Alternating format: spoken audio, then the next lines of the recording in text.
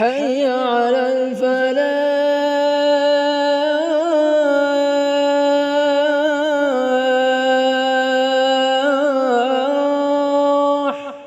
إن الحمد لله نحمده ونستعينه ونؤمن به ونتوكل عليه ونعوذ بالله من شرور أنفسنا ومن سيئات أعمالنا من يهده الله فلا مضل له ومن يضلل فلا هادي له وأشهد أن لا إله إلا الله وحده لا شريك له وأشهد أن محمدا عبده ورسوله اللهم صل وسلم وبارك وانعم على عبدك ورسولك ونبيك محمد وعلى آله وأصحابه أجمعين يا أيها الذين آمنوا اتقوا الله حق تقاته ولا تموتن إلا وأنتم مسلمون يا أيها الناس اتقوا ربكم الذي خلقكم من نفس واحدة وخلق منها زوجها وبث منهما رجالا كثيرا ونساء واتقوا الله الذي تساءلون به والأرحام إن الله كان عليكم رقيبا يا أيها الذين آمنوا اتقوا الله وقولوا قولا سديدا يصلح لكم أعمالكم ويغفر لكم ذنوبكم ومن يطع الله ورسوله فقد فاز فوزا عظيما أما بعد فإن أصدق الحديث كتاب الله وخير الهدي هدي محمد صلى الله عليه وسلم وشر الأمور محدثاتها وكل محدثة بدعة وكل بدعة ضلالة وكل ضلالة في النار اعوذ باللہ من الشیطان الرجیم بسم اللہ الرحمن الرحیم یا ایہا الذین آمنوا کتب علیکم الصیام کما کتب علی الذین من قبلکم لعلکم تتقون وقال النبی صلی اللہ علیہ وسلم کل عمل ابن آدم له الحسنة بعشر أمثالها إلى 700 ضعف يقول الله إلا الصيام فإنه لي وأنا أجزي به يدع شهوته وطعامه وشرابه لأجلي للصائم فرحتان فرحة عند فطره وفرحة عند لقاء ربه ولخلوف فم الصائم أطيب عند الله من ريح المسك متفق علیہ۔ محترم حاضرین، رمضان المبارک کا آغاز ہو گیا اور آج رمضان کی پہلی تاریخ ہے۔ ہمیں اپنی مختصر زندگی میں رمضان سے ایک بار مزید فائدہ اٹھانے کا موقع مل رہا ہے، اس پر اللہ کا شکر ادا کرنا چاہیے اور اللہ سے دعا کرنا چاہیے کہ اس ماہ مبارک سے ہمیں زیادہ سے زیادہ فائدہ اٹھانے اور مستفید ہونے کی توفیق بخشے۔ یہ نیکیوں کا موسم بہار ہے اور اس بات کا موقع ہے کہ ہم زیادہ سے زیادہ نیکیاں اپنے دامن میں سمیٹ سکیں اور اپنی تربیت کا سامان کر سکیں، لیکن اس کے لیے عزم کی ضرورت ہے، حوصلے کی ضرورت ہے، شعور کی ضرورت ہے۔ ہم کو ماہ رمضان کی عظمت کا احساس ہونا چاہیے، اللہ کی ایک بڑی نعمت ہے، اس کی قدر کرنی چاہیے۔ اللہ کے رسول صلی اللہ علیہ وسلم نے فرمایا اذا جاء رمضان فتحت ابواب الجنہ وغلقت ابواب جہنم وصفدت الشیاطین، رمضان کا مہینہ آتا ہے، جنت کے دروازے کھول دیے جاتے ہیں اور جہنم کے دروازے بند کر دیے جاتے ہیں اور شیاطین کو پابند زنجیر کر دیا جاتا ہے۔ ایک اجتماعی ماحول ہوتا ہے، نیکی کی طرف بڑھنا آسان ہو جاتا ہے اور برائی کی طرف بڑھنا مشکل ہو جاتا ہے۔ اور اس مہینے میں بھی اگر کسی کو توفیق نہ ملے نیکی کرنے کی تو یہ بہت محرومی کی بات ہے۔ اس لیے ہمیں اس مہینے کی قدر کرنی چاہیے، اس کی فضیلت کو پہچاننا چاہیے اور اس کی مبارک ساعتوں سے زیادہ فائدہ اٹھانے کی کوشش کرنی چاہیے۔ ہو سکتا ہے کہ ہماری زندگی کا یہ آخری رمضان ہو، کسی کو کیا خبر ہے؟ پچھلے رمضان میں کچھ لوگ ہمارے ساتھ تھے، اب وہ نہیں ہیں، تو وہ ان کی زندگی کا آخری رمضان تھا۔ تو ہمیں بھی اس طرح سے گزارنا چاہیے کہ ہو سکتا ہے کہ ہماری زندگی کا آخری رمضان ہو، زیادہ سے زیادہ فائدہ اٹھائیں اور اپنے دامن میں نیکیاں اکٹھا کریں۔ اس مہینے سے فائدہ اٹھانے کے لیے چند باتوں کا خیال رکھنا چاہیے۔ پہلی چیز تو یہ ہے کہ روزے اہتمام کے ساتھ رکھیے، آداب کے ساتھ رکھیے۔ روزہ صرف بھوک اور پیاس کی تکلیف برداشت کرنے کا نام نہیں، روزہ اس بات کا نام ہے کہ ہم اللہ کے بندے ہیں اور ہمیں نافرمانی سے بچنا ہے اور اللہ کے قانون کو نہیں توڑنا ہے۔ یہی تقویٰ ہے، روزے کا یہی سبق ہے۔ آپ یہ سوچئے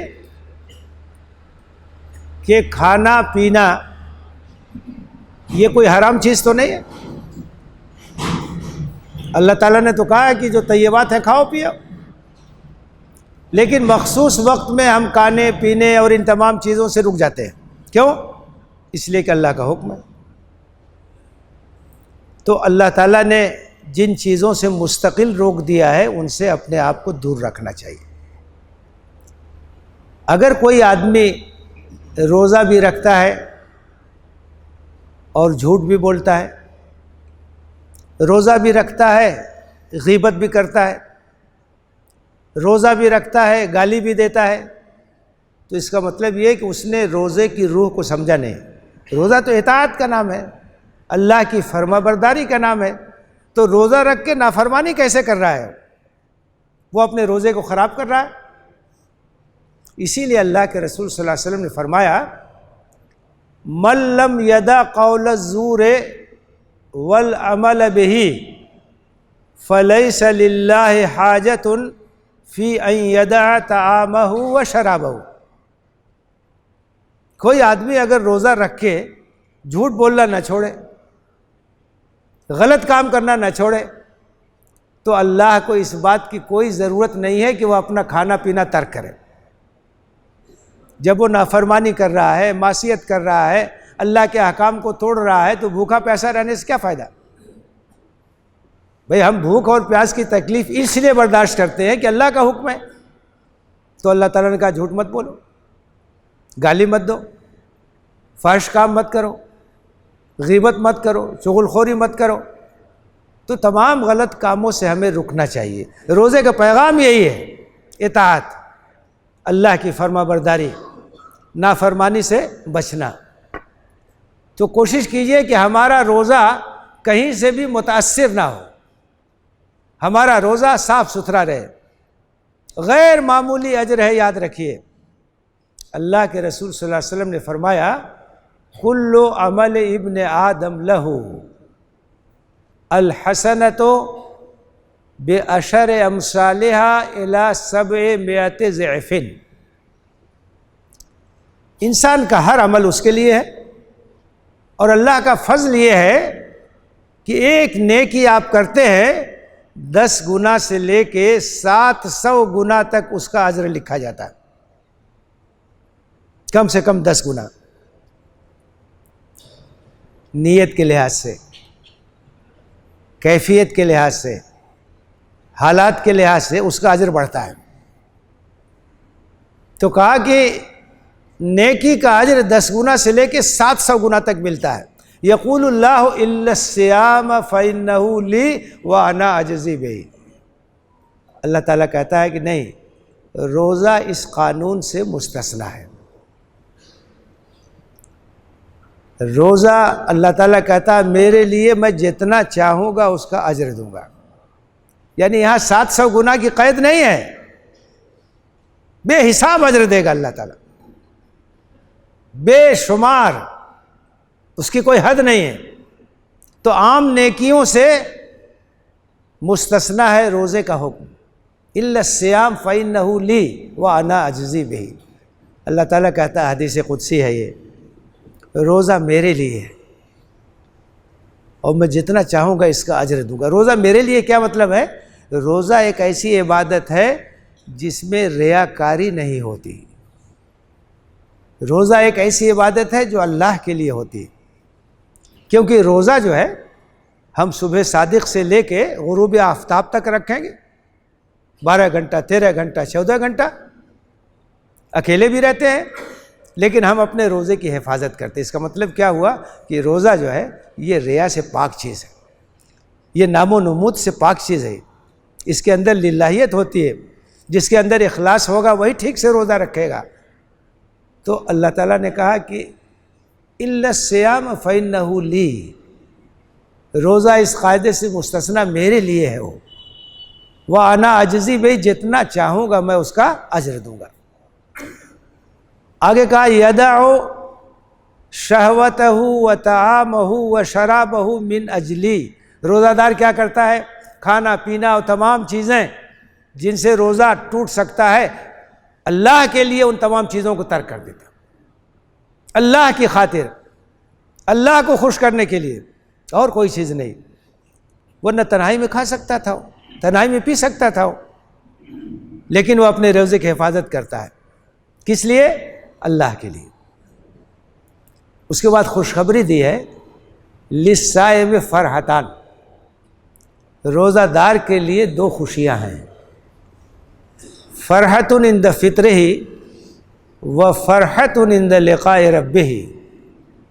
ایک خوشی تو اس وقت ہوتی ہے جب دن بھر کی بھوک پیاس کی تکلیف اٹھانے کے بعد ایک روزہ دار افطار کرتا ہے، اللہ کی نعمتوں کو استعمال کرتا ہے، تو ان نعمتوں کی قدر و قیمت کا بھی احساس ہوتا ہے، اس کی لذت بھی بڑھ جاتی ہے۔ اللہ کے لیے روزہ رکھتا ہے اور اللہ کی دی ہوئی روزی پر افطار کرتا ہو، تو خوشی ہوتی ہے، مسرت ہوتی ہے۔ اور اصل خوشی اس وقت ہوگی جب رب سے ملاقات ہوگی اور ایک روزہ دار اپنے روزے کا اجر دیکھے گا، اس کا ثواب دیکھے گا کہ کتنا اجر دیا اللہ تعالیٰ نے۔ جنت میں ایک دروازہ ہے جس کا نام ریان ہے، روزہ دار اس سے داخل ہو، کتنی بڑی بشارت۔ تو ایک تو افطار کے وقت خوشی ہوتی ہے، اور دوسری خوشی جب اللہ سے ملاقات ہوگی اور روزے کا اجر ملے گا۔ فرمایا لخلوف فم الصائم اطیب عند اللہ من ریح المسک، خالی پیٹ ہوتا ہے، معدہ خالی ہوتا ہے تو ایک بو نکلتی ہے، کہا کہ روزہ دار کے منہ سے جو بو نکلتی ہے اللہ کے نزدیک وہ مشک کی خوشبو سے بھی بہتر، کیونکہ وہ نیکی کی وجہ سے ہے، اطاعت کی وجہ سے ہے، فرما برداری کی وجہ سے ہے، اللہ کا حکم ماننے کی وجہ سے ہے، عبادت انجام دینے کی وجہ سے ہے۔ تو کہا روزہ دار کے منہ سے نکلنے والی بو اللہ کے نزدیک یہ مشک سے بھی بہتر ہے، اس سے بھی عمدہ ہے۔ تو روزے کی حفاظت کیجیے، آداب کے ساتھ رکھیے، سحری کیجیے، سحری میں برکت ہے، سحری آخر وقت میں کیجیے، یاد رکھیے سحری میں تاخیر افضل ہے اور افطار میں تعجیل افضل ہے، جیسے ہی وقت ہو فوراً افطار کیجیے، احتیاط کے نام پہ رکنے کی ضرورت نہیں، وقت ہو گیا فوراً افطار، اور سحری آخر وقت میں کیجیے، یہ اللہ کے رسول کی سنت ہے۔ اس کی فضیلت ہے۔ اپنے روزے کی حفاظت کیجیے، روزے کو ڈھال کہا گیا ہے، الصوم جنۃ، روزہ ڈھال ہے، ڈھال کو بچا کے رکھیے، گناہوں سے روکنے کے لیے۔ اللہ کے رسول صلی اللہ علیہ وسلم نے کہا کہ جب کوئی آدمی روزے سے ہو تو گالم گلوج نہ کرے، جھگڑا نہ کرے۔ اگر کوئی آدمی اس سے جھگڑا کرے تو کہ بھیا میں روزے سے ہوں، میں جھگڑا نہیں کر سکتا، میں گالم گلوج نہیں کر سکتا، میں روزے سے ہوں، میں اللہ کو ناخوش نہیں کروں گا۔ تو اپنے روزے کی حفاظت کیجیے، آداب کے ساتھ روزے رکھیے۔ دوسری چیز یہ ہے کہ نمازوں کا خوب اہتمام کیجیے۔ نماز تو برابر پڑھنی ہے، نماز کا تعلق صرف رمضان سے نہیں ہے۔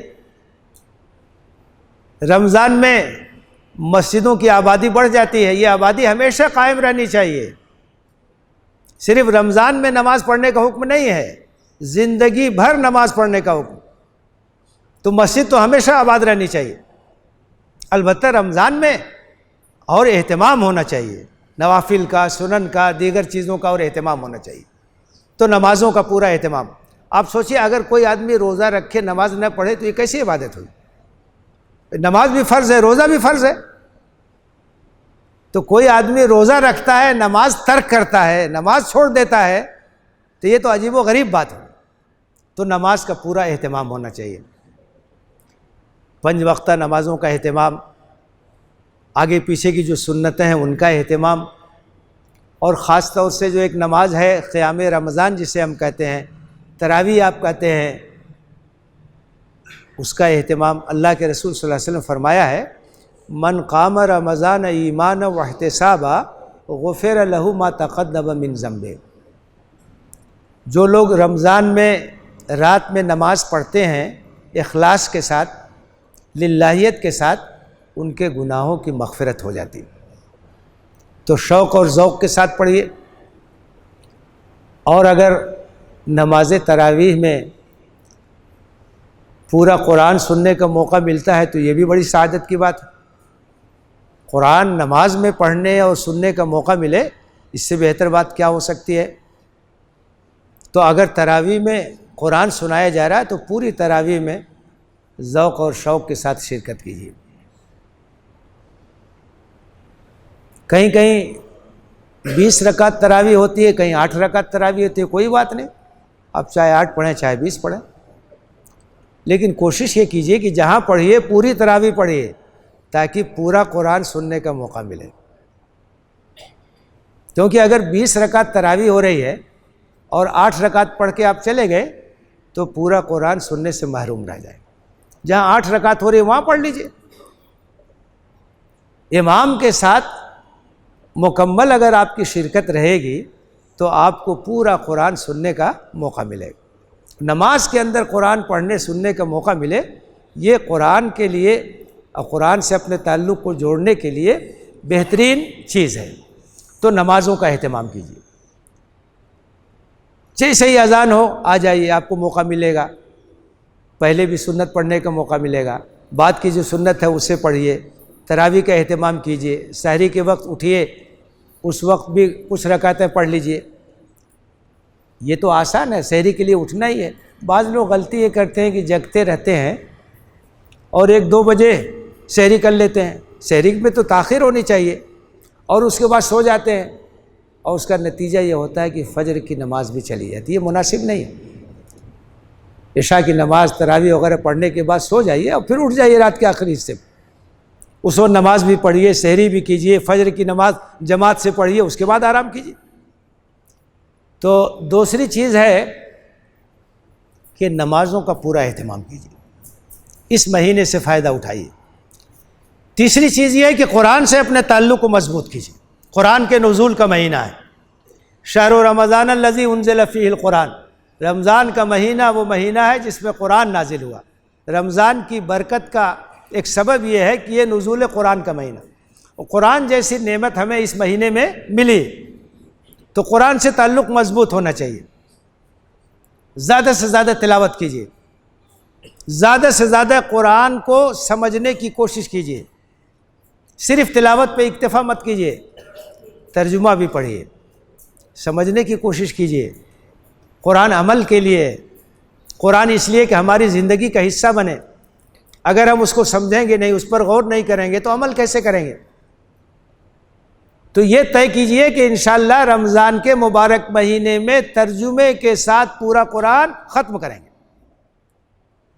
کوئی مشکل کام نہیں، ایک دن میں ایک پارہ ہی ترجمے کے ساتھ پڑھی، اور نمازوں کے اوقات ہیں، ہر نماز کے بعد اگر تھوڑا سا وقت دیں گے آسانی کے ساتھ ہو جائے گا، کوئی مشکل بات نہیں ہے۔ تو رمضان میں قرآن سے اپنے تعلق کو بڑھائیے۔ قرآن اللہ کی عظیم الشان نعمت ہے، اور قرآن کے ذریعے ہی ہماری زندگیوں میں انقلاب آئے گا، اور قرآن کے حوالے اپنی زندگی جب ہم کریں گے تو یہ قرآن ہم کو صراط مستقیم پر لے کر کے چلے گا۔ اللہ کے رسول صلی اللہ علیہ وسلم نے فرمایا ہے کہ مسلمانوں، تمہارے لیے خوشی کی بات ہے کہ اللہ کی کتاب تمہارے پاس ہے، یہ اللہ کی رسی ہے، اس کا ایک سرا تمہارے ہاتھ میں ہے، دوسرا سرا اللہ کے ہاتھ میں۔ جب تک مضبوطی سے پکڑے رہو گے قرآن کو، گمراہ نہیں ہو سکتے۔ طے کیجئے کہ ہم قرآن سے اپنا رشتہ مضبوط کریں گے،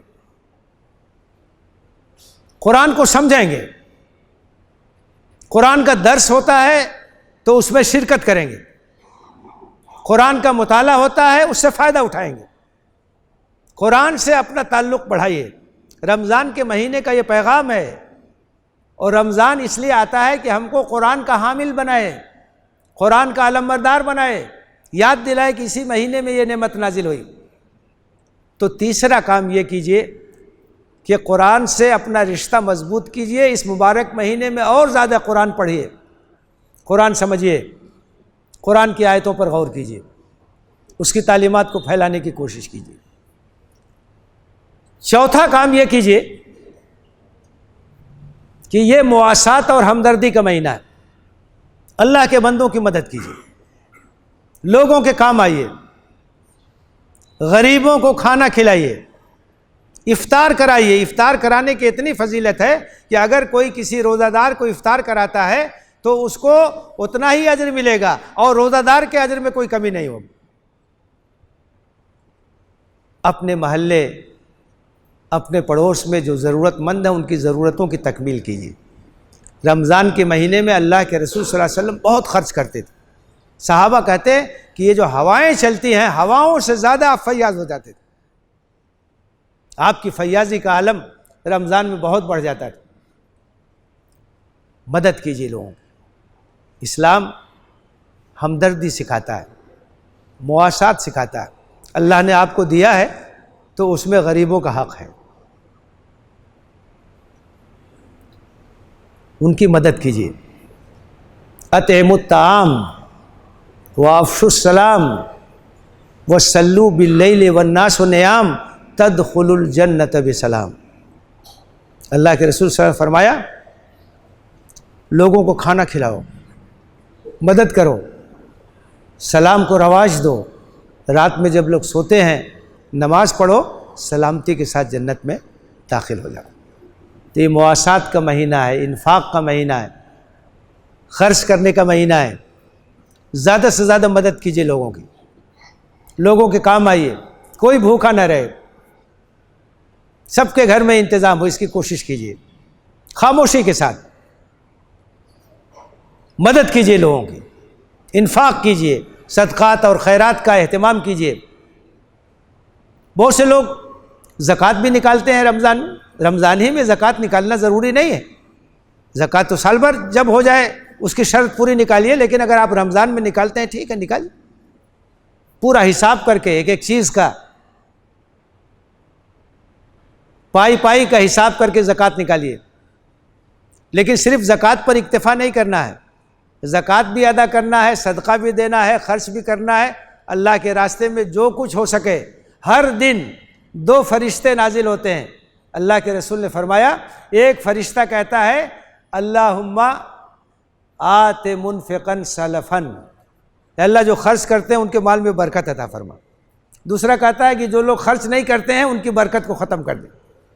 صدقہ سے مال کم نہیں ہوتا ہے، یمحق اللہ الربا ویربی الصدقات، یہ قرآن نے بتایا ہے۔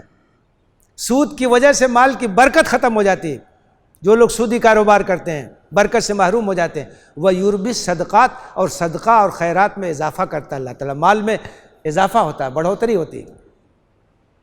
جو خرچ کر دیا ہم نے اللہ کے یہاں محفوظ ہو گیا۔ تو زکوٰۃ کا بھی اہتمام کیجئے اور اللہ کے راستے میں زیادہ سے زیادہ خرچ کرنے کا اہتمام کیجئے، اور اسی کے ساتھ ساتھ اپنے اہل خانہ کی اصلاح کی کوشش کیجئے۔ یہ مبارک مہینہ ہے، اس میں نیکیوں کا رجحان رہتا ہے۔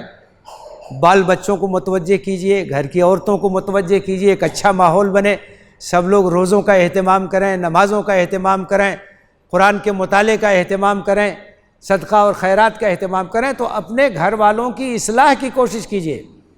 یہ ایک اچھا موقع ہے کہ اس موقع سے فائدہ اٹھاتے ہوئے گھر کے اندر ایک ایمانی ماحول بنے، ایک روحانی ماحول بنے، اللہ کا ذکر ہو، رسول کا ذکر ہو، قرآن کا مطالعہ ہو۔